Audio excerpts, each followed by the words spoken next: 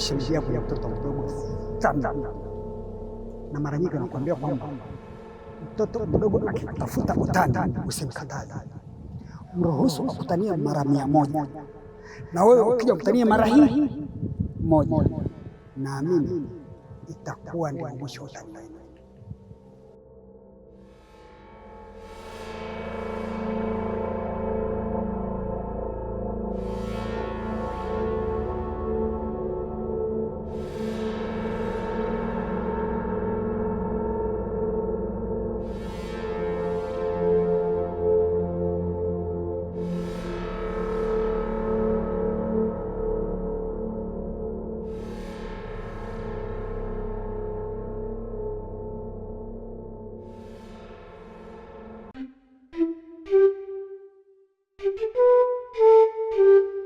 Mshirika, hili sasa lishakuwa tatizo kwetu. Hebu tazama sasa, leo hii tunaishi sisi kama simbilisi. Kivipi mkuu?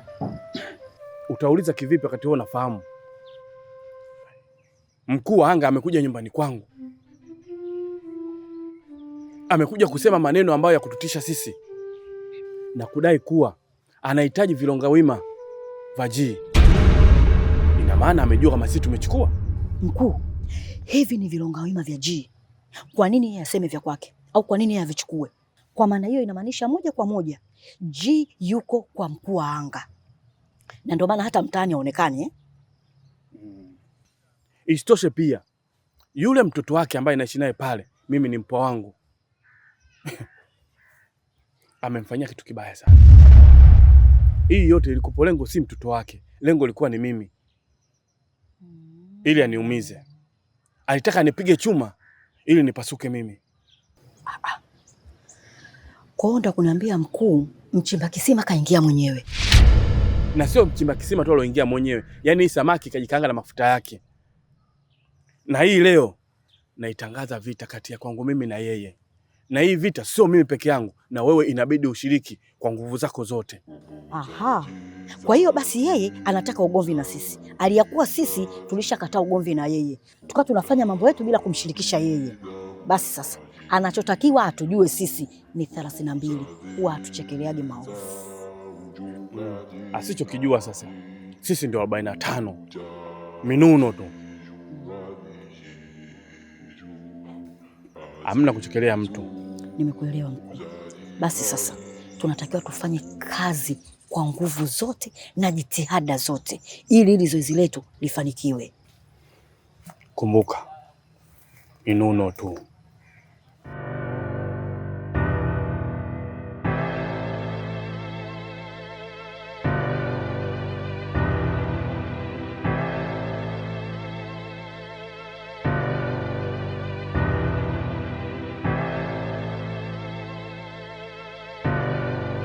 Mzee, nimekubali kuitikia wito wako. Nimekuja kujua ni nini ulichoniitia. Ndicho kuitia, kwa upande mmoja unaweza ukasema kwamba sio kikubwa sana, lakini vile vile sio kidogo sana. Iko hivi, ninachotaka kukwambia ni kwamba usije ukathubutu kukitoa hicho kitu ulichoambiwa.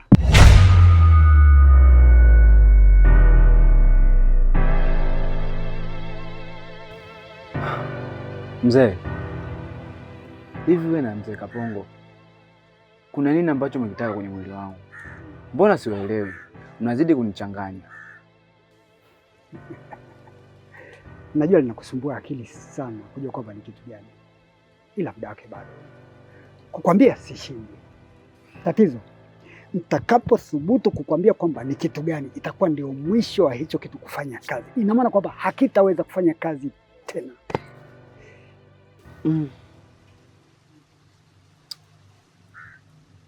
Nyinyi mbona mnanichanganya? Yaani wewe na Kapongo nadhani na kwenu ni moja. Hivyo basi siwezi kuliruhusu ile likatokea.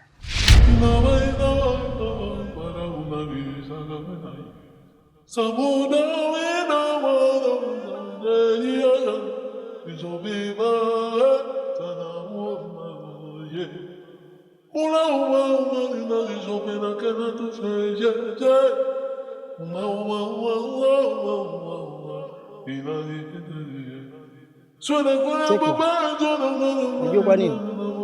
Hapa kijijini sasa hivi kumechafuka sana. Matukio yamekuwa ni mengi sana. Na mpaka inafika sehemu mwenyewe sielewi. Hata napopita kijijini kwetu panazungumziwa sana.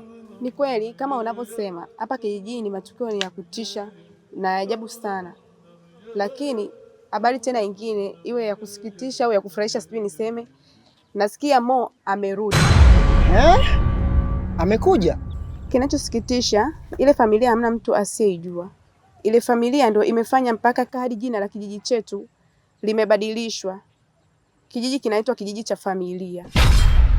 Asa vipi kuhusiana na Mo, mtoto wa watu alienda kujihangaikia huko nchi za nje kufika katika ile familia? Na je, akijihusisha na yale masuala ya ile familia itakuwaje?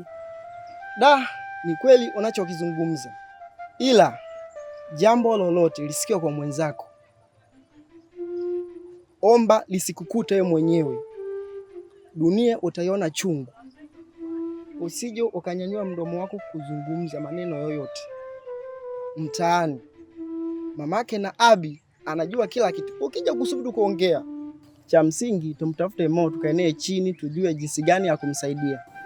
Basi sawa, twende tukaendelee na mambo yetu mengine. Cha kufanya tutamtafuta Mo, tutaongea.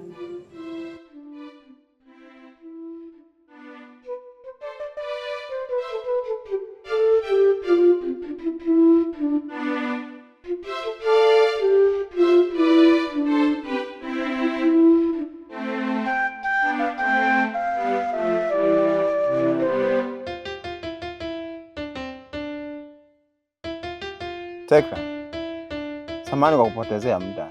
Najua una makazi mengi, lakini nimekupotezea muda wako. Ninachotaka kujua kutoka kwako ni kuhusu hizi habari zilizoenea kijijini. Mimi nimesikia habari ambazo umezieneza hapa kijijini, nikashtuka sana. Wewe nimesikia umewambia wanakijiji wote umekaona Kaabi, tena umekaona chini ya mti kako kanalia. Wameenda wamekusanyana watu, umewakusanya watu, wameenda wameangalia hawajakaona. Unataka watu wakuue? Kutoa taarifa ya mtu ambaye amepotea na watu wameshakata na tamaa. Unataka watu wakuue? Umetusumbua. Mimi nikasema nikufuate tu kwa muda tukae, labda unaweza kuniambia ni kitu gani wewe ambacho unakijua zaidi kuhusu kaka Kaabi. Naomba uniambie. Yaani kusema kweli, Kitanga rafiki yangu, mnanipa lawama bure. Yaani mnanipa lawama bure kabisa, kwa sababu mimi Abi nilimuona chini ya mti kwa macho yangu mawili akiwa analia. Sasa mimi nitapata faida gani kukidanganya kijiji changu? Napata faida gani kuwadanganya watu wa kijiji hiki? Sioni faida ya kuongea uongo. Kweli kabisa na hakika na kitu ninachokiongea. Yaani nikwambie tu ukweli, mimi nishaanza kuchoka. Hivi unajua kama Mama Abi kalinitoa fotokopi? Nilikutana nako barabarani, nikajishaua. Niliwahi kuambiwa na watu, mchawi usimuogope. Nikajichanganya. Nikakapandishia, kakanitoa fotokopi. Nilitoka mbio. Ndio maana ndugu yangu mimi sitaki uharibikiwe tukakupoteza. Mimi nikwambia kitu kimoja. Haya mambo ya hichi kijiji yameshakuwa ni makubwa. Nilikimbia mbio kama mwanariadha. Sijawahi kukimbia mbio kama zile. Na kuna wachawi hapa kijijini wanajulikana. Tena hata hivi tunavyoongea, naongea tu basi yawezekana wanatusikia. Kuwa makini na wachawi wa kijiji hiki. Ukiona kitu, punguza kama mdomo. Jamani, kweli mimi naogopa. Naogopa na nahisi yani mdomo umeniponza. Najuta kabisa mimi kwenda kutoa taarifa za hapa. Sawa Tekra. Nilitaka nijue tu ukweli. Basi tumwache.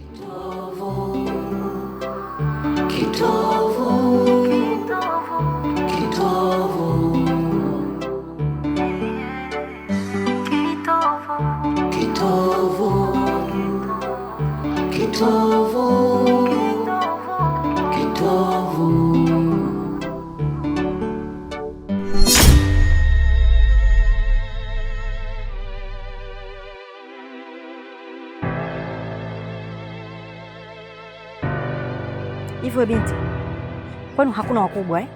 Kwa nini mamangu? Kwa nini unaniuliza hivyo? Nimekukosea nini?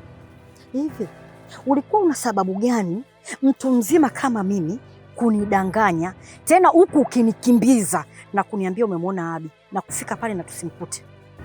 Haki ya Mungu mamangu, mimi Abi nilimwona kwa macho yangu haya mawili, tena alikuwa amekaa chini ya mti wakati huo akiwa analia. Labda nilivyokuwa nawafuata alijua, akaamua kukimbia. Nisikilize binti, nikwambie, mimi katika hiki kijiji huwaga sipendi masiara kabisa. Yaani naomba iwe hivyo kweli, na nikija kugundua kama una sababu zako tu mwenyewe za kusababisha mimi unidanganye, basi kaa ukijua kabisa nitakuja nikupoteze. Mamangu, mimi siwezi kukuongopea na kujua vizuri sana. Nisamee kwa hilo, ila kama nitamwona Abi nitakaa hapo hapo. Sitasogea mpaka atokee mtu mwingine tena. Sawa, na hiwe hivyo pia.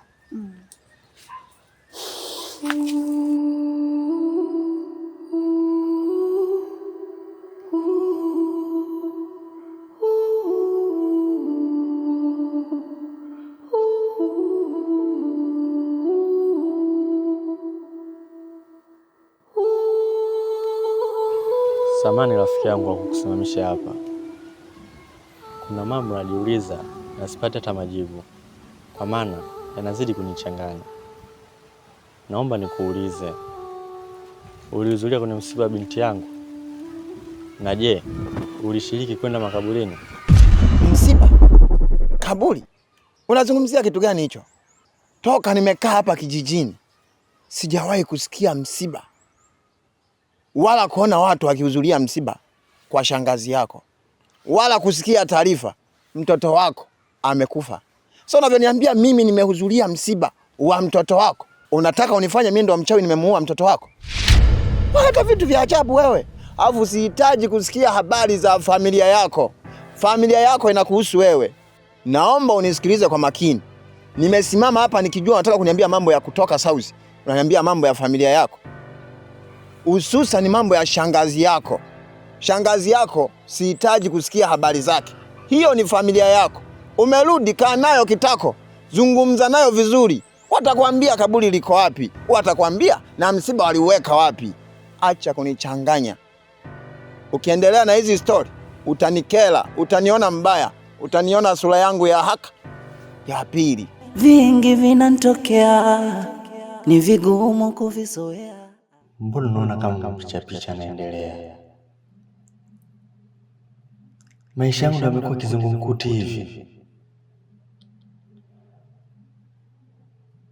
Ila sawa, nitajua ukweli wote. Nasikia sauti ya mwana. Kale si kama Maabi kale.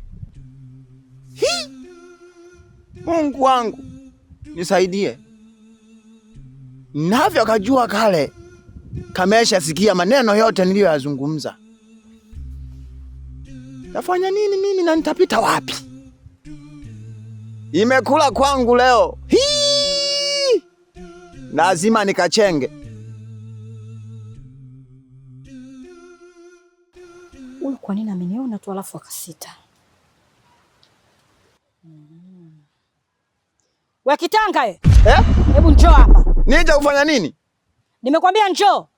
Mimi siji huko, yani siji huko ngo. Najua unachotaka kunifanya. Unataka unitoe photocopy tena watu wawili. Mpaka sasa hivi pacha wangu sijamuona. Mimi huko siji. Siji kabisa, unikome.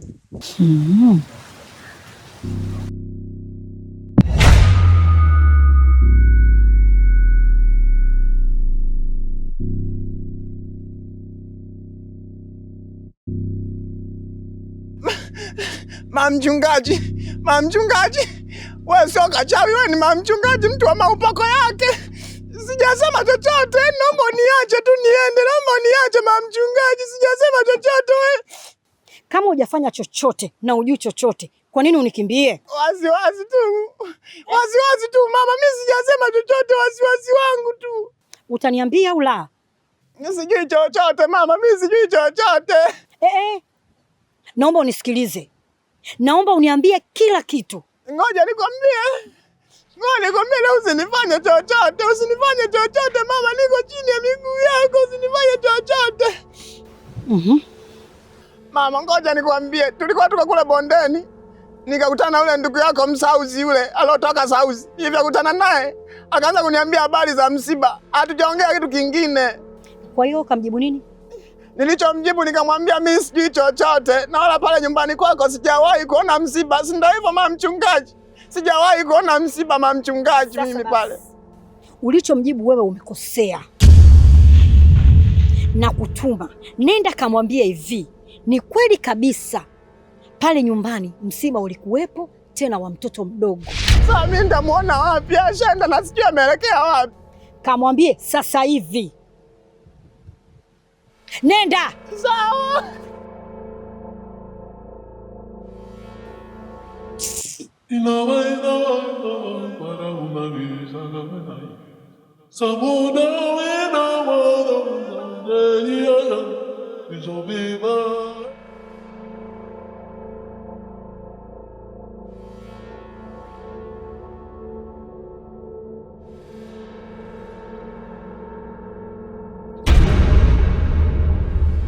Kitanga vipi? Kwani kuna shida gani? Mbona unanigonga? Tekila ndugu yangu, naomba usiende huko ulikokuwa unaenda. Naomba usiende huko.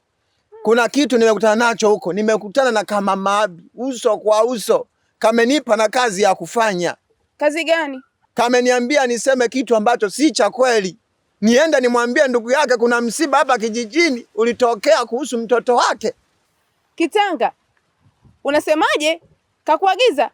Mimi mwenyewe nishakutana na ule mama, namjua vizuri. Mimi mwenyewe na kipengele changu. Hicho alichokuambia nenda kaseme hivyo hivyo kama alivyokuagiza. Wala hata usikwepesha hata moja. Kale kama mama mimi nakajua, na siwezi kuacha kwenda kusema katanifanya kitu kibaya. Lazima ila naomba uwe na tahadhari. Huko unakoenda sio sehemu salama. Acha kabisa kwenda huko, ikiwezekana geuza. Nimepishana nako huko. Naomba usiende huko tafadhali. Mimi sitaki lawama uanze kupotea. Naomba usiende huko. Mimi naenda zangu. Ananidanganya.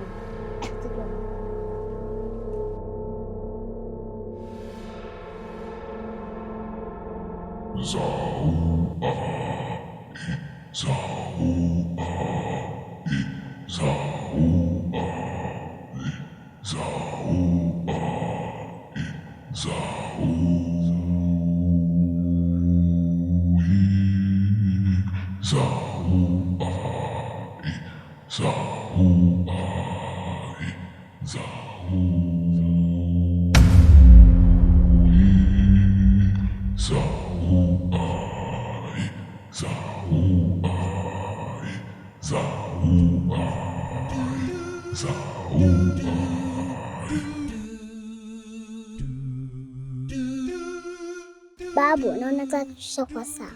Kwa hiki tunachokipika hata tuyote uvunjika. Unanifurahisha sana mjukuu wangu. Nataka ujifunze mambo mengi kutoka kwangu ili uweze kuwasaidia watu wenye shida mbalimbali baadaye. Babu, mimi napenda ulisi wako. Lakini marafiki zangu hata kucheza na mimi wanadai unanifundisha uchawi. Mjukuu wangu, watu wengi wanadhani tunayofanya haya ni kwa ajili ya uchawi, lakini sisi sio wachawi. Sisi tuko kwa ajili ya kusaidia watu wenye matatizo mbalimbali. Haya, twende tukapumzike mjukuu wangu. Sawa babu yangu, nimekuelewa, nitafanya ninavyotaka. Usilolijua ni usiku wa giza, mbele sioni mapicha picha kama naigiza.